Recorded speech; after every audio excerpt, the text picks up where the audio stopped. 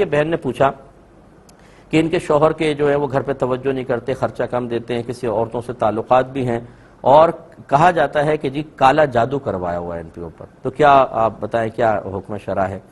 دیکھیں ان پہ کالا جادو نہیں ہے، معذرت کے ساتھ ان پہ جہالت کا جادو ہے۔ مسئلہ یہ ہے کہ جب ایک شوہر اور ایک بیوی نہ حقوق سیکھیں گے، نہ انہیں نکاح کے مسائل پتہ ہیں، ماں باپ ہماری تربیت ہی نہیں کرتے ہیں،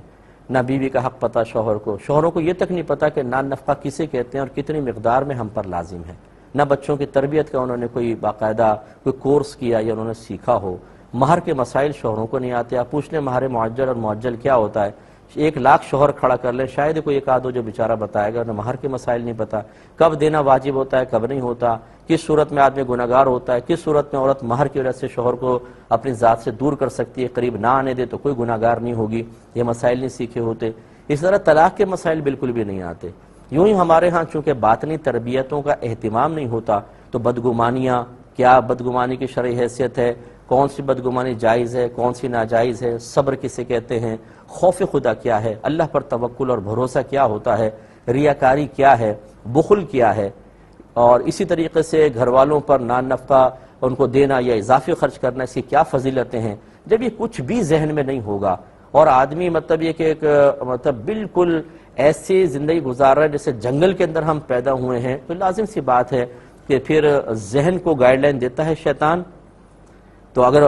تعلیم شرع ذہن کے اندر ہو تو وہ رہنمائی دیتی ہے۔ اب اس پر یہ کہنا پتہ نہیں شوہر کو کیا ہو گیا جی خرچہ کم دے رہا ہے، دیکھیں عورتوں سے معاملہ یہ بھئی پہلے دیکھے تو صحیح کہ تربیت کی تھی کہ نہیں کی تھی، علم سکھایا تھا کہ نہیں سکھایا تھا، فرض علوم سیکھے تھے کہ نہیں سیکھے تھے۔